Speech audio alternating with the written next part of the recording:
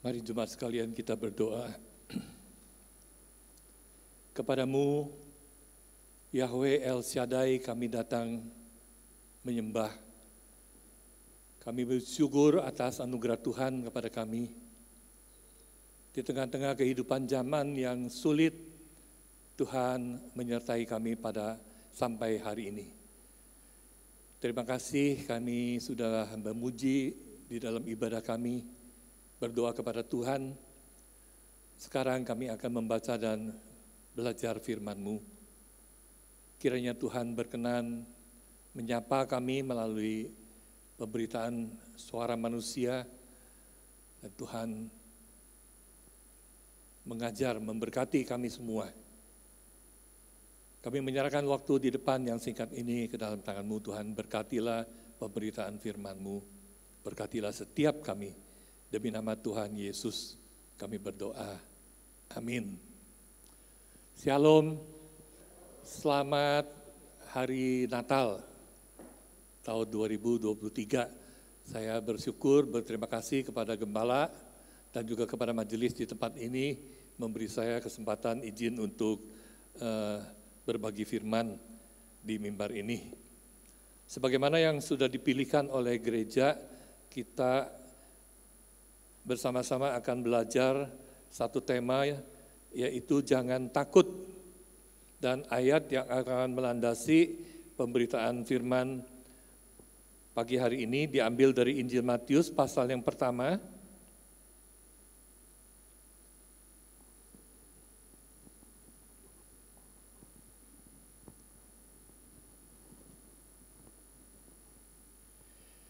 Injil Matius pasal yang pertama ayat 18 sampai ayat ke-25. Saya bacakan bagian ini. Injil Matius pasal yang pertama ayat ke-18. Kelahiran Yesus Kristus adalah seperti berikut. Pada waktu Maria ibunya bertunangan dengan Yusuf, ternyata ia mengandung dari Roh Kudus sebelum mereka hidup sebagai suami istri. Karena Yusuf suaminya seorang yang tulus hati dan tidak mau mencemarkan nama istrinya di muka umum, ia bermaksud menceraikannya dengan diam-diam. Tetapi ketika ia mempertimbangkan maksud itu, malaikat Tuhan nampak kepadanya dalam mimpi dan berkata, "Yusuf, anak Daud, janganlah engkau takut mengambil Maria sebagai istrimu, sebab anak yang di dalam kandungannya adalah dari Roh Kudus. Ia akan melahirkan anak laki-laki dan akan menamakan dia Yesus, karena dialah yang akan menyelamatkan umatnya dari dosa mereka. Hal itu terjadi supaya genaplah yang difirmankan Tuhan oleh Nabi. Sesungguhnya anak darah itu akan mengandung dan melahirkan seorang anak laki-laki, dan mereka akan menamakan dia Immanuel, yang berarti Allah menyertai kita." Sesudah bangun dari tidurnya, Yusuf berbuat seperti yang diperintahkan malaikat Tuhan itu kepadanya. Ia mengambil Maria sebagai istrinya, tetapi tidak bersetubuh dengan dia sampai ia melahirkan anaknya laki-laki, dan Yusuf menamakan dia Yesus. Saya mau membacakan satu ayat lagi dari Injil Yohanes pasal yang ke-14.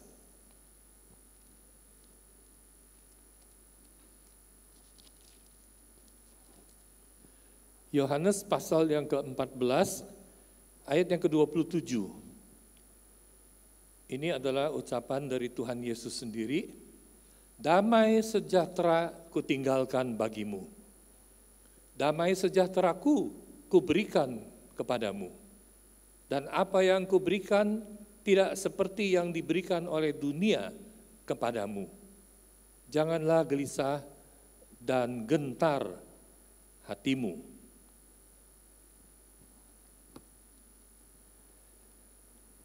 Jemaat yang dikasihi Tuhan, di dalam kesempatan bimbingan ini, kelas pernikahan ya, katekisasi kelas pernikahan, saya selalu akan tanyakan kepada mereka beberapa pertanyaan penting. Salah satunya saya akan tanya kepada mereka, apa yang kalian harapkan terjadi 35-40 tahun setelah pernikahanmu? Apa yang kalian harapkan terjadi? Mereka lalu terus toleh begitu ya. Mau jawab apa ini ya? Dan puji Tuhan, belum pernah ada yang jawab begini. Pak Andre, 30 tahun mah kelamaan. Kami itu sepakatnya nanti nikah 5 tahun. 5 tahun harapannya punya anak 2. Nanti setelah 5 tahun kami cerai, anaknya seorang 1.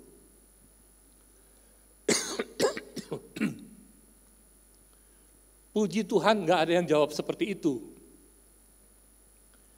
Jawaban yang paling baik yang saya pernah dengarkan,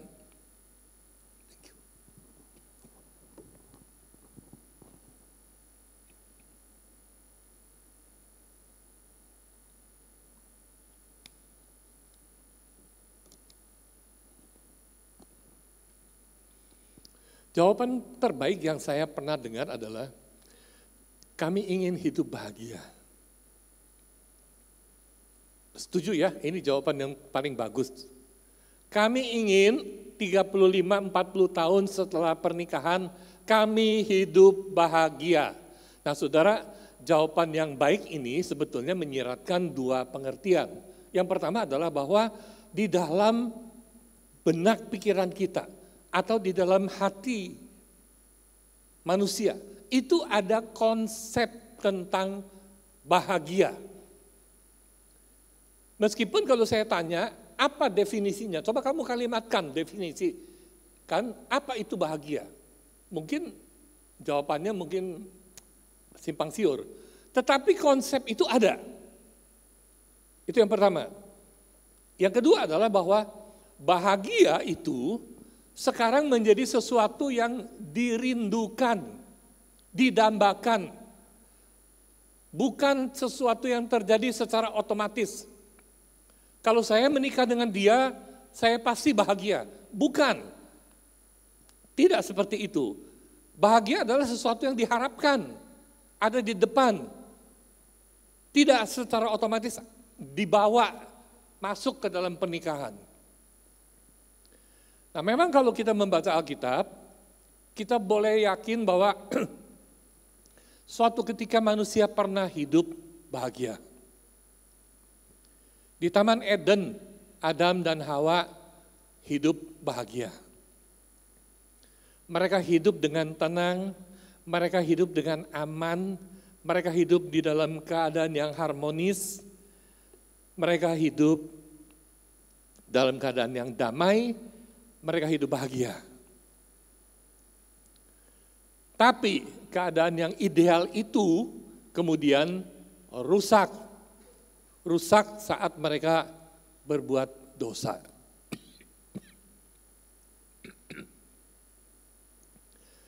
Jadi kalau kita baca Alkitab, kita baca itu, tapi setelah kejadian pasal yang ketiga, kita juga membaca fakta tentang dunia yang sudah cemar dosa. Dan dunia yang cemar dosa ini adalah dunia yang sama sekali tidak bersahabat lagi. Ada konflik antar manusia dengan manusia. Kita membaca setelah kejatuhan Adam dan Hawa ke dalam dosa, maka bentuk dosa yang paling pertama dicatat di dalam Alkitab adalah Kain, kakaknya membunuh adiknya Habil. Saudara, kalau membaca bagian ini saya merinding, gemetar. Bahwa kejadian pembunuhan ini itu terjadinya di dalam konteks ibadah.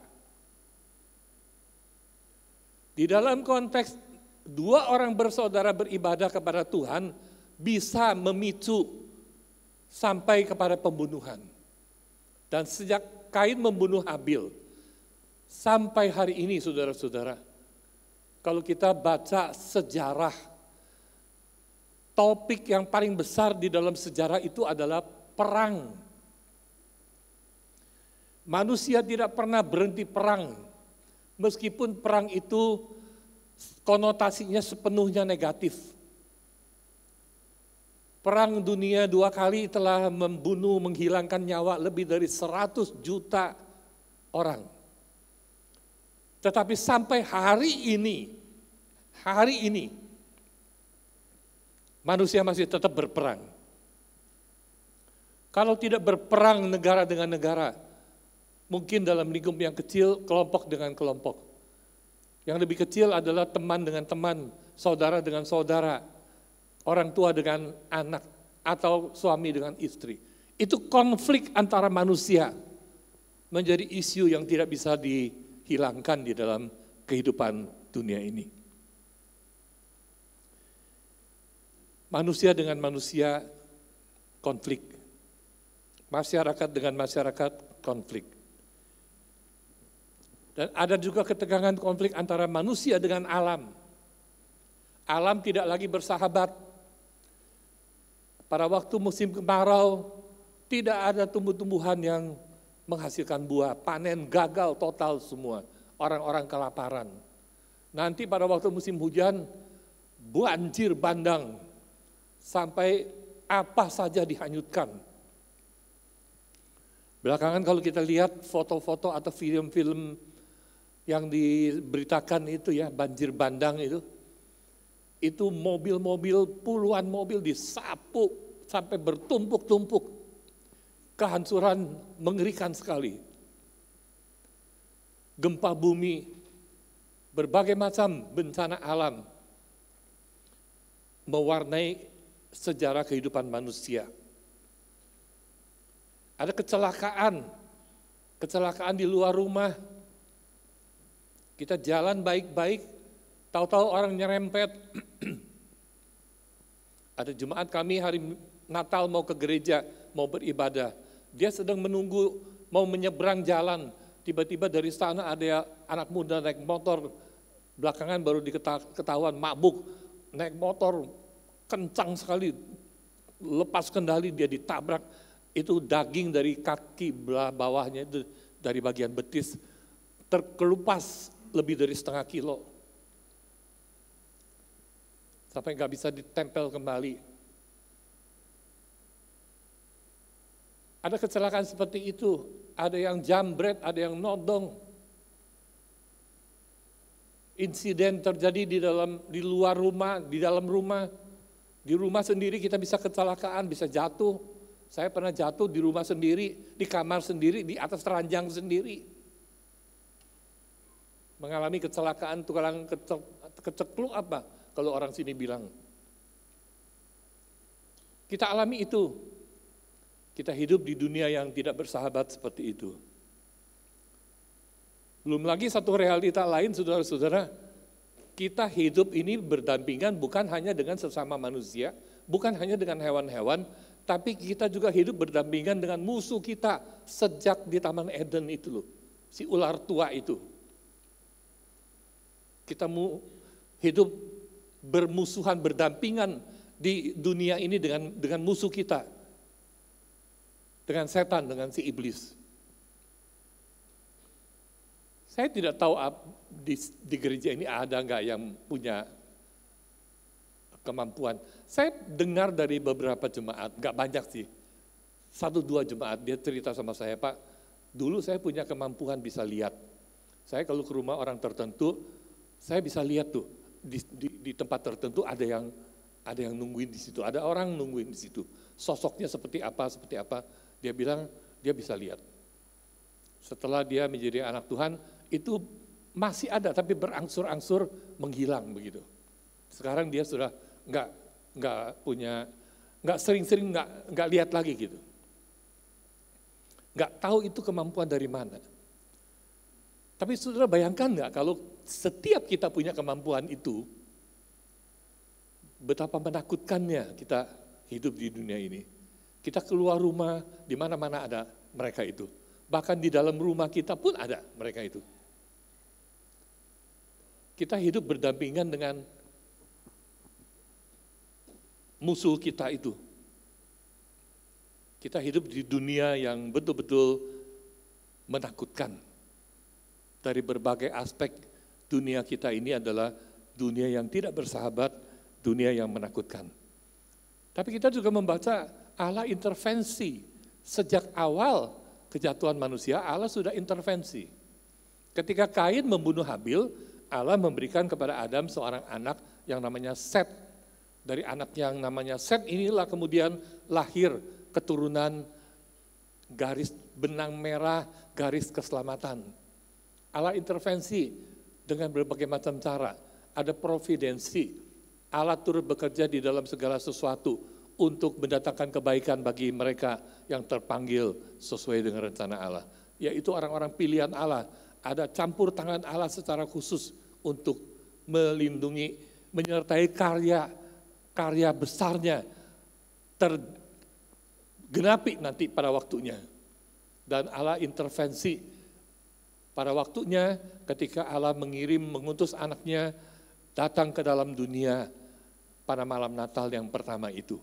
Ini adalah intervensi besar dari Allah untuk manusia. Nah, saudara-saudara, di dalam karya Allah ini ada orang-orang tertentu yang dipilih khusus untuk berbagian di dalam karya anugerah ini. Karya keselamatan dari anaknya Tuhan Yesus Kristus di atas kayu salib. Ada orang-orang tertentu yang dipilih untuk berbagian di dalam karya besar Allah. Ini adalah karya keselamatan. Ini sama sekali bukan karya bencana. Ini adalah karya keselamatan. Tetapi kalau kita membaca Alkitab, bahwa orang-orang yang pertama kali terlibat di dalam kelahiran Tuhan Yesus, kepada mereka inilah Allah mengutus malaikat untuk mengatakan kepada mereka, jangan takut. Orang yang sebetulnya pertama kali mendengar itu mungkin adalah Maria. Kepada Maria yang tiba-tiba dipilih oleh Tuhan untuk mengandung anak ilahi itu, dicatat di dalam Lukas, malaikat tadi kita sudah baca, malaikat datang kepada dia, kasih tahu kepada Maria, jangan takut. Anak yang dikandung itu adalah dari Roh Kudus. Lalu tadi di Injil Matius kita membaca kepada Yusuf, malaikat menyampaikan kata yang sama, jangan takut. Dan nanti pada waktu kelahiran Tuhan, kepada gembala-gembala di padang belantara, malaikat juga menyampaikan kepada mereka, mengatakan jangan takut. Nah saudara, apa yang dikatakan kepada Yusuf ini menarik. Bahwa di balik kehormatan sebagai orang yang terpilih untuk menjadi papanya bayi Yesus yang lahir nanti, menjadi orang tua bayi ilahi ini, Yusuf juga harus menghadapi berbagai macam risiko, konsekuensi yang tidak nyaman, bahkan sangat tidak nyaman. Dia akan menghadapi cemoohan orang-orang. Dia akan mengalami tuduhan, bahkan hinaan. Istrimu itu hamil. Bagaimana kejadiannya? Kamu kan baru bertunangan, belum menikah dengan dia. Kenapa istrimu hamil? Kalau dia bilang, bukan saya yang hamili, itu tidak akan melepaskan Yusuf daripada tuduhan-tuduhan atau dipojokkan dengan cara yang lebih kasar lagi. Kalau bukan anakmu, anak siapa? Ini anak haram. Lalu apa kamu ini sebagai seorang laki-laki? Bagaimana kamu menangani kasus ini?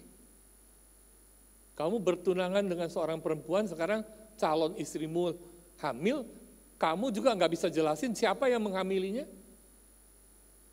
Yusuf akan menghadapi banyak sekali cemoohan, hinaan-hinaan. penolakan dari masyarakat, dia akan dibully, dia akan dihina, dia bahkan akan dihakimi oleh masyarakat sebagai pria Yahudi yang tidak bertanggung jawab, sama sekali memalukan. Jadi saudara, kita membaca di sini ada anugerah, tetapi juga ada risiko. Ada risiko-risiko yang tidak terhindarkan, baik pada diri Yusuf, dari diri Maria. Dan dari sini kita belajar, Bapak Ibu sekalian, menyadari bahwa saat anugerah Allah dinyatakan kepada kita, memang kita ini menjadi manusia-manusia baru. Ketika anugerah menjamah hati kita, kita menjadi anak-anak Allah, kita diampuni dosanya, kita menjadi orang-orang yang baru.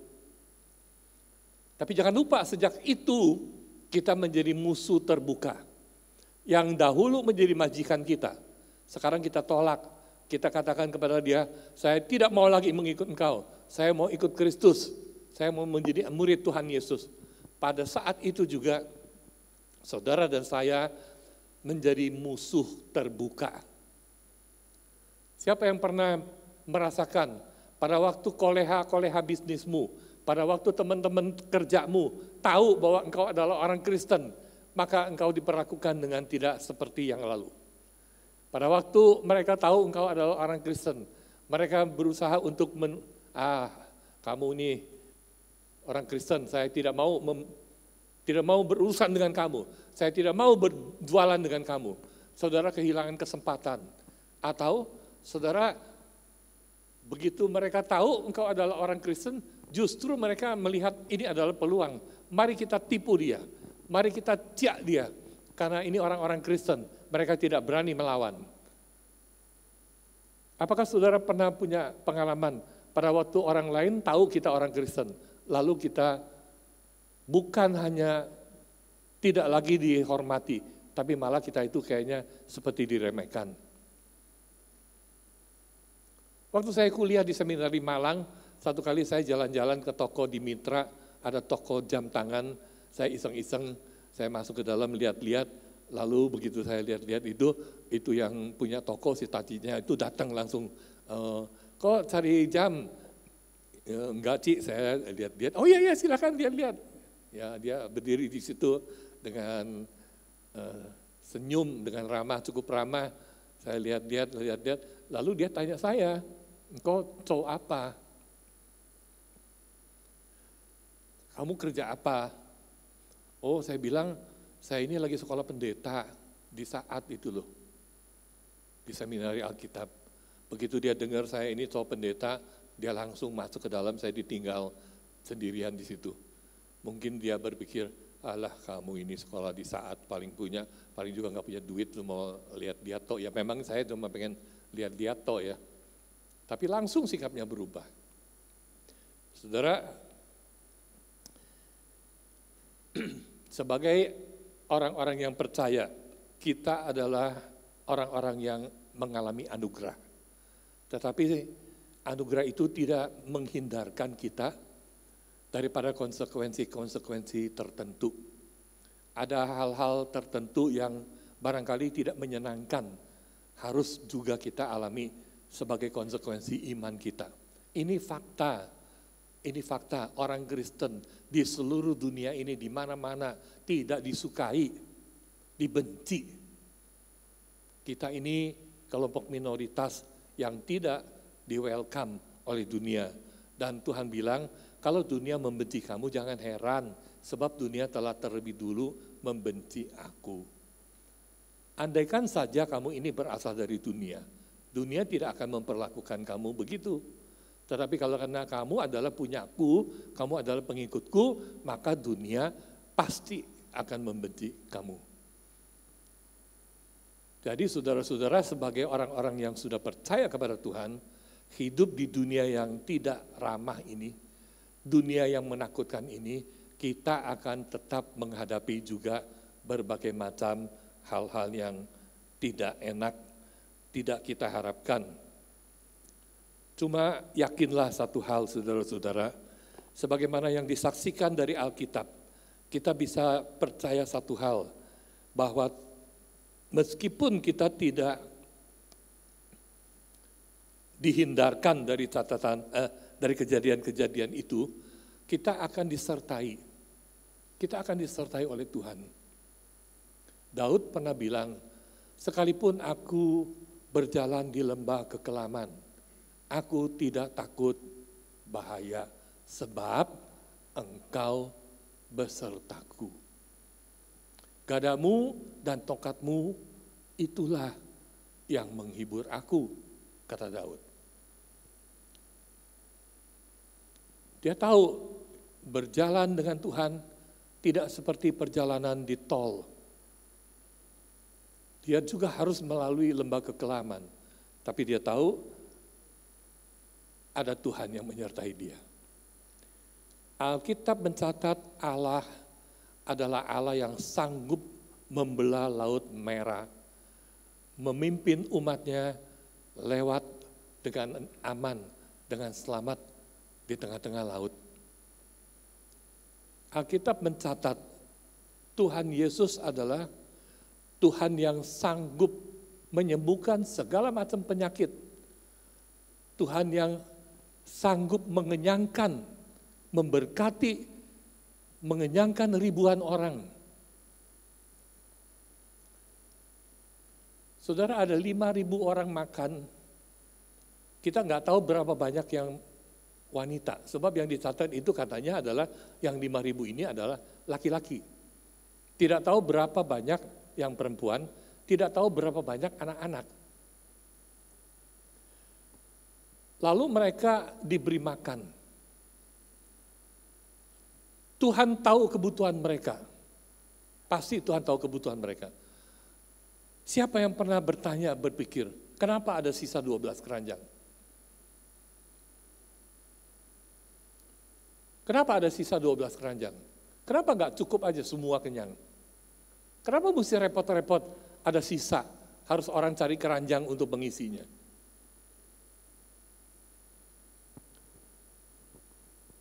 Kalau saya bilang, 12 keranjang itu adalah 12 suku Israel.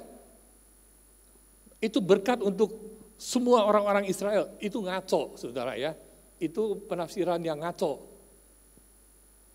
Tapi saudara setuju nggak kalau saya katakan, Tuhan memberkati mereka dari 5 roti 2 ikan itu, sisanya ada 12 keranjang, dan Tuhan suruh dicatat itu. 12 keranjang sisa makanan, ya sudahlah, nggak usah dicatat. Kenapa harus dicatat? Dicatat supaya kita yang baca tahu, sepanjang zaman setiap orang yang membaca tahu bahwa Dia adalah Tuhan yang sanggup menyediakan lebih daripada apa yang kita butuhkan. Amin.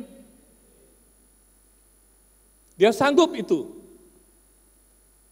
Dia sanggup menghentikan dengan hardikan gelombang laut yang dahsyat, angin bertiup besar sekali.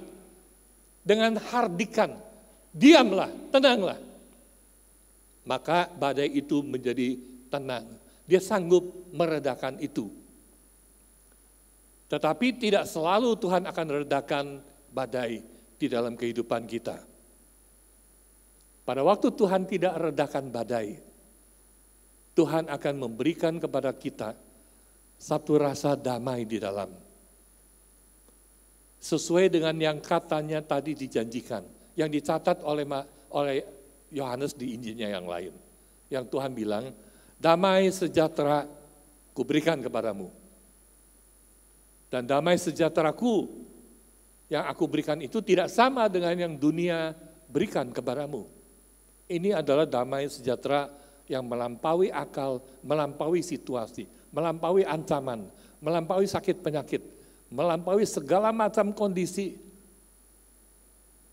Sehingga engkau meskipun tidak melihat ombak itu reda, tapi kamu tidak lagi takut menghadapinya. Ini adalah damai sejahtera yang Tuhan janjikan. Dan itu menjadi janji Tuhan bagi setiap kita sejak kedatangannya sampai pada hari ini. Bahkan sebelum Tuhan Yesus menyampaikan janji yang dicatat oleh Yohanes itu, kita membaca satu kisah kehidupan, contoh nyata. Saudara, ada seorang yang hidupnya itu sudah dipilih dan ditentukan sejak di dalam kandungannya. Sejak dia belum lahir. Dia bahkan usianya lebih tua beberapa bulan dari Tuhan Yesus. Namanya Yohanes Pembaptis.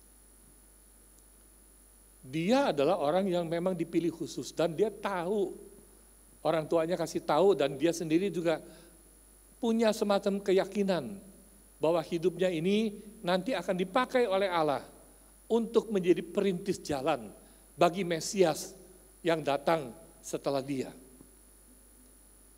Dia mempunyai catatan kehidupan yang agak unik. Dia tidak dibesarkan dengan cara yang biasa. Dia katanya hidupnya di padang gurun, makanannya itu belalang dan madu hutan. Lalu Lukas mencatat di dalam pasal yang ketiga, pada tahun ke-15 pemerintahan Kaisar Tiberius, ketika Pontius Pilatus menjadi wali negeri, ketika yang ini menjabat ini di sini, siapa jadi raja sini, siapa raja sini, siapa yang menjadi imam besar. Pada waktu itu, lalu muncul satu kalimat, datanglah firman Allah kepada Yohanes di padang gurun. Saudara, firman Allah di dalam Lukas pasal 3 ini, bahasa aslinya itu rema. Rema di dalam bentuk tunggal. Ada satu berita yang Allah sampaikan kepada dia secara khusus. Satu berita. Kira-kira ini satu komando. Yohanes, sekarang waktunya engkau melayani aku. Pergi dari tempat ini. Lalu pergi Yohanes Pembaptis, lalu dia kemana-mana mengabarkan kerajaan Allah sudah dekat. Bertobatlah. Dia menegur dosa.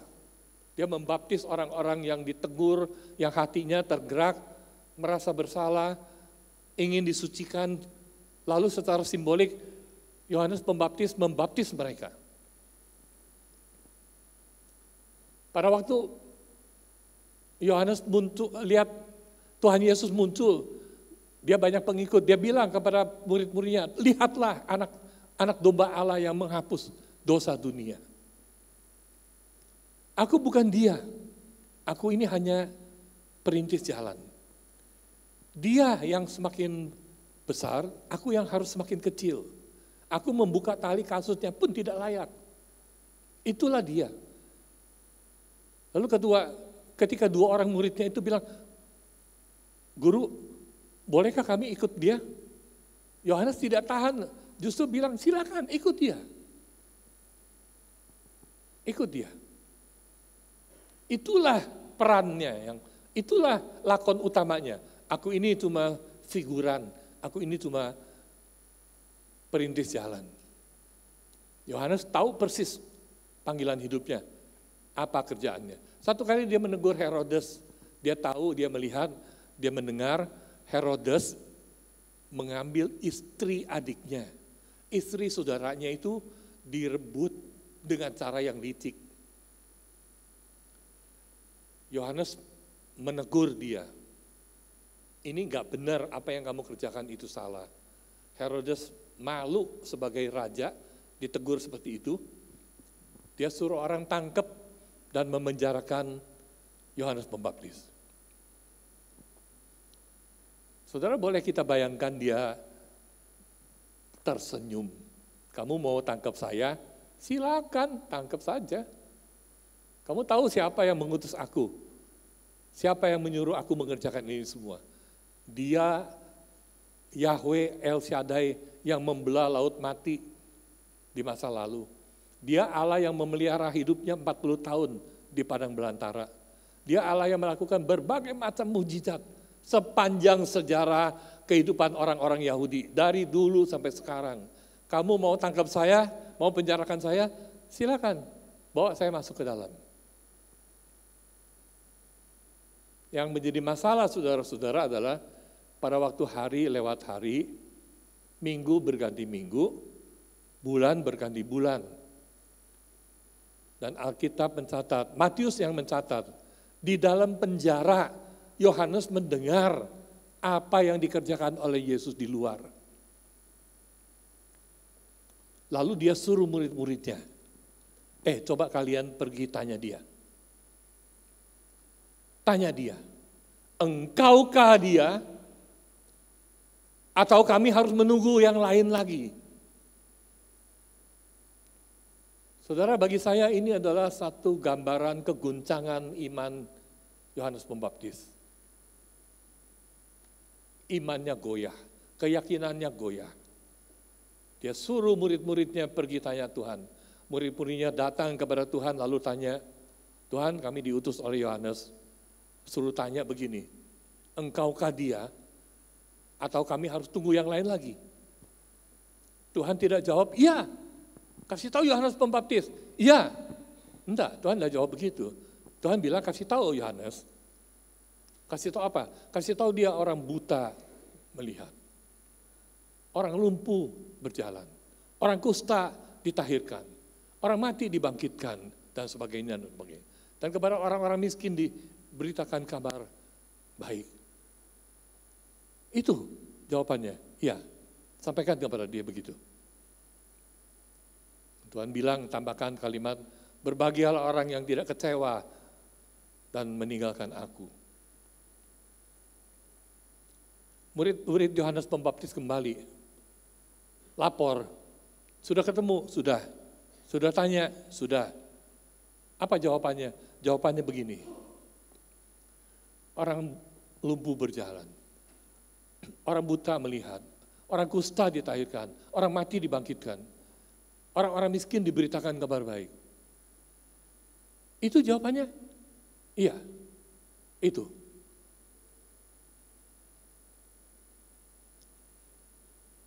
Kita tidak tahu bagaimana reaksi Yohanes Pembaptis karena Alkitab tidak mencatat itu.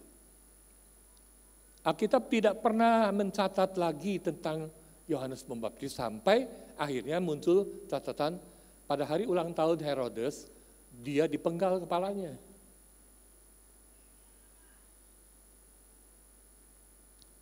Jadi saudara-saudara, pertanyaan buat kita adalah, jawaban itu apakah ditangkap dan dimengerti oleh Yohanes Pembaptis? Saya yakin begitu. Saya yakin waktu Yohanes Pembaptis mendengar jawaban seperti itu, dia mengerti. Karena jawaban itu adalah nubuat daripada dua bagian kitab Yesaya. Yesaya pasal 35, Yesaya pasal 60 atau 61. Di situ Yesaya dua kali menyampaikan nubuat bahwa nanti Mesias akan datang. Kalau Mesias itu datang, maka hal-hal yang seperti ini akan terjadi. Orang buta akan ditelikan matanya untuk melihat. Orang lumpuh akan berjalan kembali. Orang kusta akan ditahirkan. Orang mati akan dibangkitkan. Itu nubuat Yesaya. Dan sekarang Tuhan Yesus pesankan kepada murid Yohanes Pembaptis, kasih tahu, itu sekarang sedang terjadi, sudah terjadi. Artinya, apa yang dinubuatkan oleh Yesaya sekarang sedang digenapi. Artinya, saya adalah Mesias yang dinubuatkan oleh Yesaya itu. Kalau saya adalah Mesias, apa artinya? Artinya tugasmu sudah selesai. Kalau tugasmu sudah selesai, apa artinya? Artinya hidupmu selanjutnya itu urusan dia yang mengutus engkau. Waktu Yohanes merenung, memahami ini, dia diam. Dia tidak lagi tanya, tidak lagi komplain. Dia diam. Sampai suatu hari, pintu besar penjara dibuka, beberapa orang prajurit masuk dan nampaknya menuju kepada kamarnya dia. Waduh, dia di dalam hati dia bergembira sekali. Puji Tuhan, akhirnya tiba juga hari pembebasanku. Memang dia Allah yang setia. Dia membuat segala sesuatu indah pada waktunya. Ya, dia kutip-kutip ayat yang dia ingat. Dia puji-puji Tuhan. Hari ini hari pembebasanku. Tapi ketika pintu penjaranya dibuka dan prajurit itu membawa dia keluar, dia merasakan this is not good.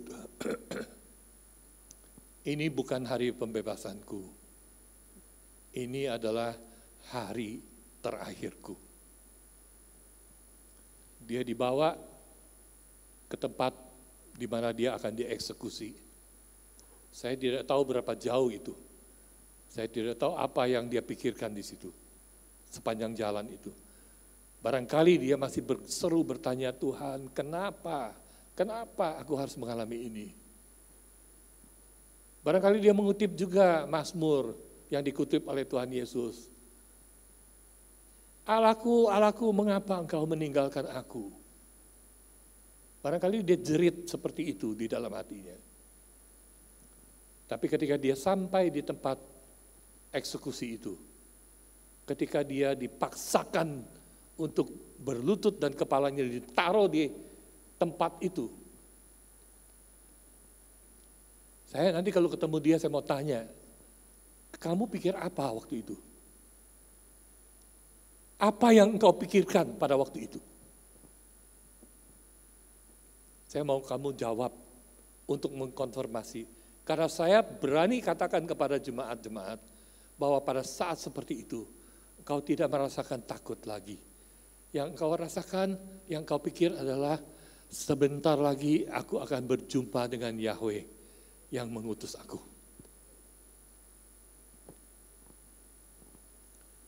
Sebentar lagi aku akan ketemu dia. Tidak ada pertolongan dari Tuhan. Pisau itu dilepaskan dan kepalanya lepas. Begitu kepalanya lepas, dia lebih kaget lagi saudara-saudara. Sebab dia melihat seluruh bala tentara surga menjemput dia pulang sebagai pahlawan. Martir pertama di zaman Perjanjian Baru bukan Stefanus, bukan, tapi Yohanes Pembaptis. Tuhan tidak selamatkan dia, lepaskan dia, tapi Tuhan berikan kepada dia satu kehormatan yang tidak layak lagi diberikan kepada yang lain. Dialah orang yang paling pantas menerima kehormatan itu. Dia mati sebagai martir yang pertama. Dia pulang disambut dengan gegap gempita. Tuhan janjikan damai sejahtera kuberikan kepadamu. Aku tahu hidup di dunia ini engkau tidak akan menjalaninya dengan baik-baik saja, aku tahu.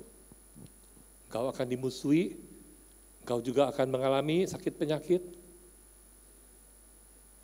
Saya tidak tahu COVID kemarin itu memakan korban berapa banyak di jemaat ini. Dari kerabat saya ada 4 yang meninggal karena COVID. Di gereja kami cukup banyak, ada pendeta, ada majelis yang juga menjadi korban dari keganasan COVID.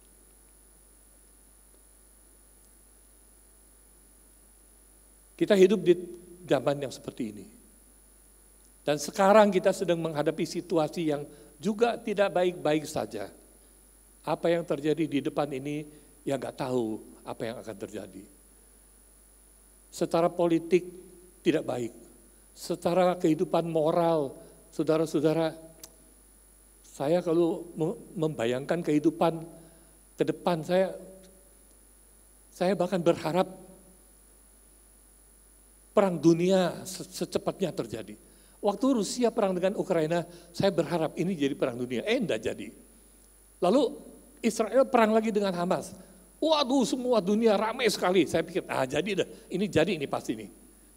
Enggak jadi juga sampai sekarang. Saya pribadi, saya berharap jadi perang dunia selesai sudah sejarah. Tidak usah dilanjutkan sampai berapa ratus tahun lagi. Saya takut membayangkan kehidupan anak cucu saya nanti.